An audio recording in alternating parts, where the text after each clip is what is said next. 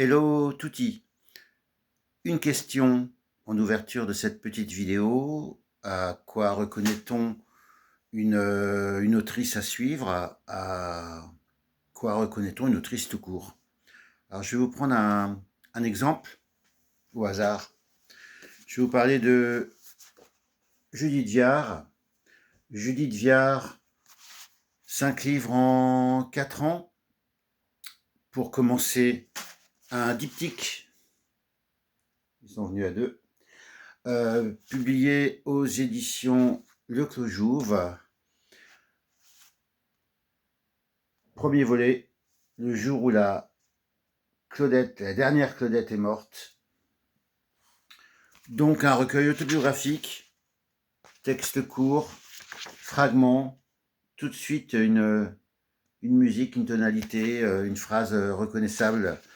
Recueil autobiographique, mais qui ne se déverse pas sur son lecteur, qui ne pèse pas, qui n'appuie pas, qui ne pleurniche pas, de l'humour, de l'ironie, de la mélancolie aussi. Bref, un premier recueil qui a su trouver ses lecteurs, vraiment, le bouche à oreille. C'est un livre qui a été beaucoup acheté pour être beaucoup offert. Voilà, je vais vous lire un extrait d'un texte de Jérôme Leroy, l'auteur Jérôme Leroy, qui a particulièrement bien lu ce recueil. Le jour où la dernière Claudette est morte est un livre court, mais dont l'effet se fait sentir longtemps. Il est tranquillement inclassable.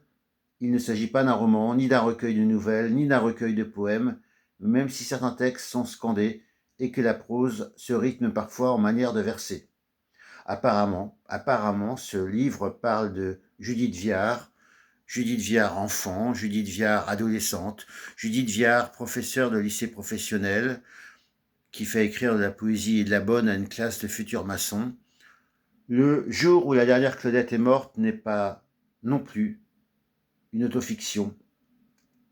Une autofiction pratique le mentir vrai, et ce n'est pas le genre de Judith Viard. Voilà, c'était un extrait d'un article de Jérôme Leroy sur ce premier recueil, qui a été suivi par un deuxième.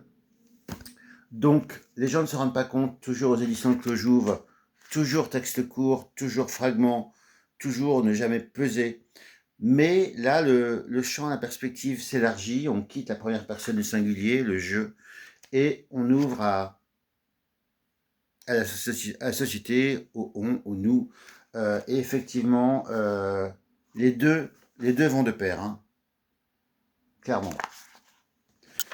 Petit avis sur les gens ne se rendent pas compte, signé Gérard Guégan, le fameux auteur et éditeur et traducteur Gérard Guégan. Les gens ne se rendent pas compte est un tout petit chef-d'œuvre, tout petit non pas en qualité, mais parce qu'il est mince. Il fait une centaine de pages. Mais quel livre! Point d'exclamation. Voilà, c'était les débuts, l'entrée de Judith Viard en littérature. Il y a eu ensuite autre genre littéraire, autre espace, autre format, la nouvelle. Donc Judith Viard a écrit un recueil de nouvelles particulièrement saignant, recueil écrit à 4 mains avec, ça c'est incroyable, hein, je découvre avec vous, hein, avec Frédéric Oudard. Chaque nouvelle est écrite à 2, donc à 4 mains comme on dit, avec le bandeau d'avertissement, une phrase de Michaud. Ce n'est pas au crocodile à crier attention au crocodile. Ce n'est pas au crocodile à crier attention au crocodile. C'est du Michaud. C'est notre bandeau sur un recueil de nouvelles publié aux Très littéraires éditions Sous le sceau du Tabellion. Voilà, donc que ce soit ce recueil, que ce soit le jour où la dernière Claudette est morte, vous trouverez dans le commentaire de cette vidéo un lien pour évidemment commander les ouvrages. Après ce recueil de nouvelles, la prose, donc la prose particulièrement percutante, particulièrement aiguisée, On aurait pu se demander quel serait l'ouvrage suivant de cette autrice. La réponse n'a pas tardé. Pas d'équerre. L'univers du lycée professionnel déjà évoqué dans les 2 premiers recueils, mais là, développé. En fragments toujours, mais des fragments extrêmement construits, une architecture du recueil précise.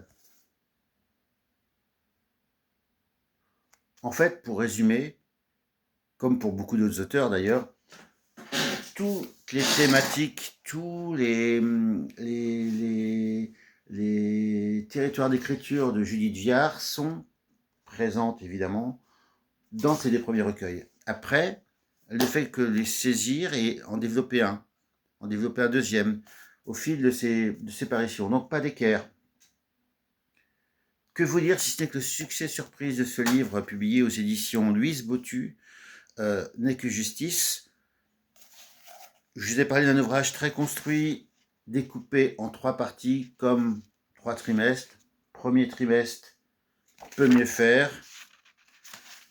Deuxième trimestre, doit se ressaisir avant qu'il ne soit trop tard.